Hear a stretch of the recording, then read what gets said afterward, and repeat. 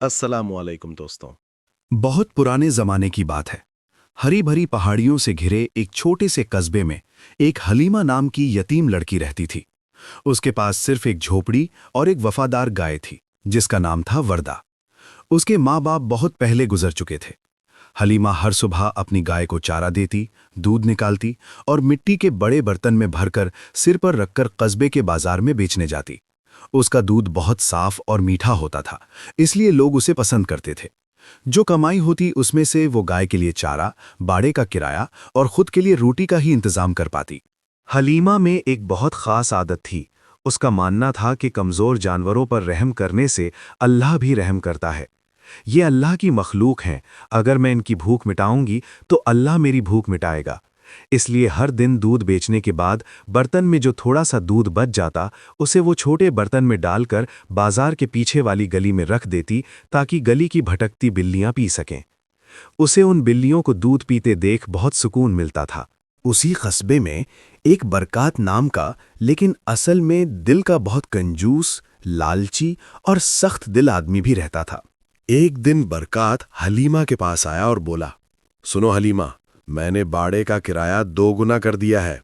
इस जुमे तक नया किराया नहीं दिया तो मैं तुम्हारी गाय जब्त कर लूंगा और तुम्हें झोपड़े से निकाल दूंगा। बरकात इसी तरह की चालबाजियों से गरीबों की झोपड़ी हड़प लेता और मन चाहे पैसे वसूलता। हलीमा सुनकर सदमे में आ गई। इतने पैसे कहाँ से लाऊंगी? पूरी कमाई तो पहले किराए में ही चली जाती है। उसे लगा कि अब वर्दा भी छिन जाएगी और वो अकेली रह जाएगी।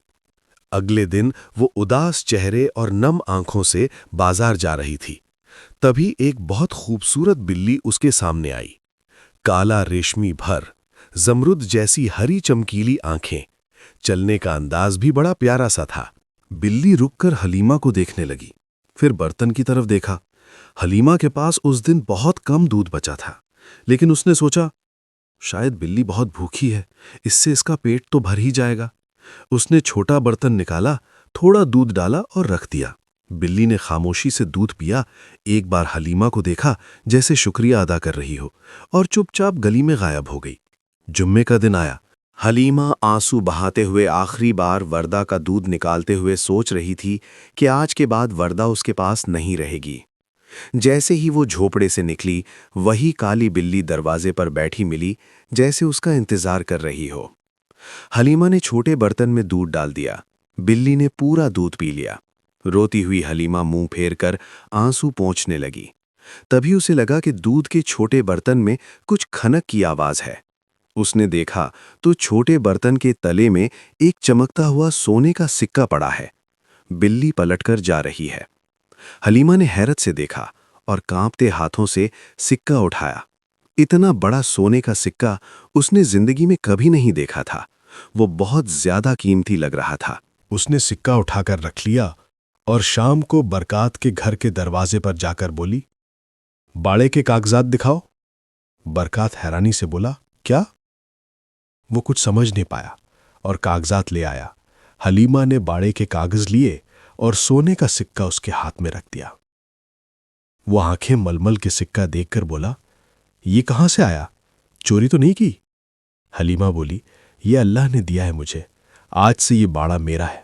बाड़ा सिक्के की आधी कीमत का भी नहीं था। जाते जाते हलीमा ने कहा, अब मेरे दरवाजे आकर मुझे परेशान मत करना। बरकात उसे ताज्जुब से देखता रहा।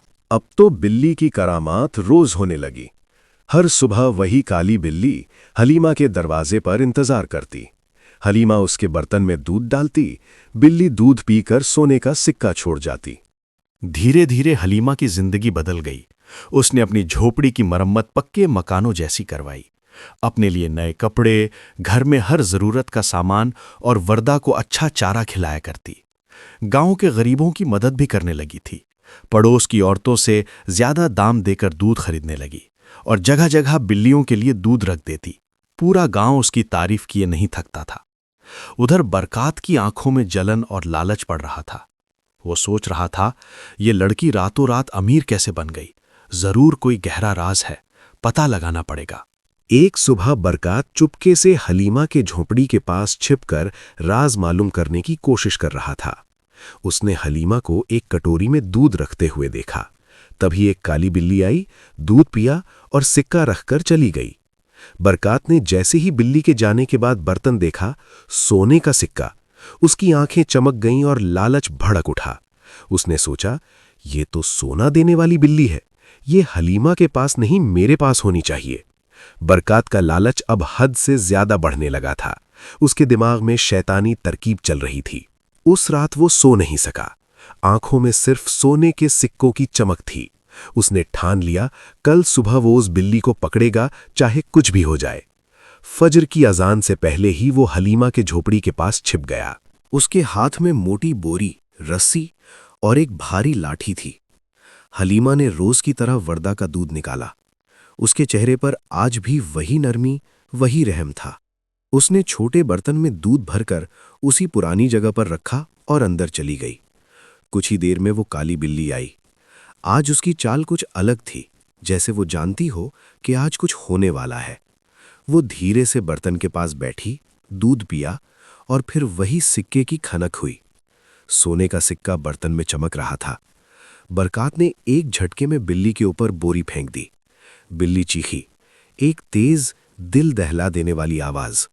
बरकात ने बोरी को जोर से दबाया, रस्सी से कसकर बांधा और एक शैतानी हंसी से बोला, अब तुम मेरी है, मेरी दौलत, कोई नहीं छीन सकता अब। वो बोरी को कंधे पर उठाकर तेजी से अपने घर की तरफ भागा। रास्ते में उसे लगा जैसे हवा में कोई रो रहा हो, लेकिन वो रुका नहीं। घर पहुंचकर उसने दरवाजा बंद किया, सांसें थाम कर बोरी खोली तो जैसे उसका खून जम गया। बोरी में बिल्ली नहीं थी, बस एक छोटा सा काला रेशमी कपड़ा पड़ा था। उस कपड़े से खून की बूंदें टपक रही थीं, गाढ़ी काली, जैसे कोई जख्म अभी अभी ताजा हुआ हो। और कपड़े के नीचे से एक धीमी, दर्द भरी कराहने की आवाज आ रही थी। बरकात चीख कर पीछे हटा। कमरे की दीवारें अचानक कांपने लगीं, खिड़कियां अपने आप बंद हो गईं, कमरे में बिल्कुल अंधेरा छा गया।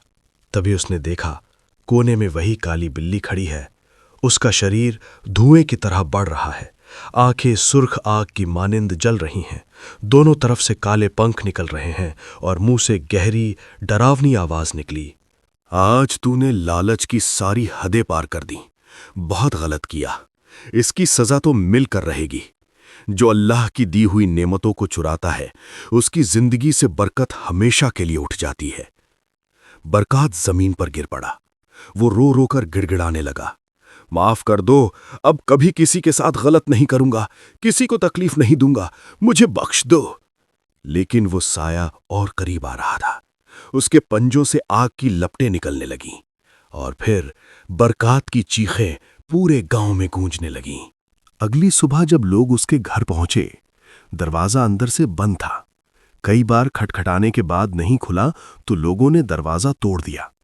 लोगों ने देखा, एक कोने में बरकात की लाश आंखें और मुंह जैसे किसी खौफ से खुले हुए पड़ी हुई है।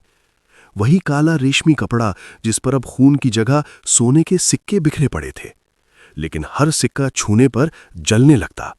फिर थोड़ी देर में सारे सिक्के धुआं बनकर उड़ गए। गांव वाले समझ गए।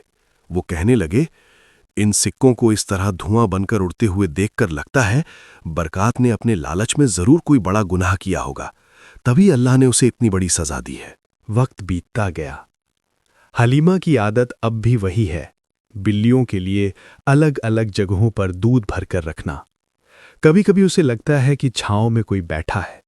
उसे एक हल्की सी म्याऊं सुनाई देती है। वो मुस्कुराकर सोचती है, अल्लाह ने जो कुछ तुम्हारे हिस्से में दिया है उसे कोई दूसरा नहीं छीन सकता, और जो जबरदस्ती छीनने की कोशिश करता है उसे आखिरी सांस तक अल्लाह माफ नहीं करता। जो दूसरों पर रहम करता है, अल्लाह उस पर रहम करता है।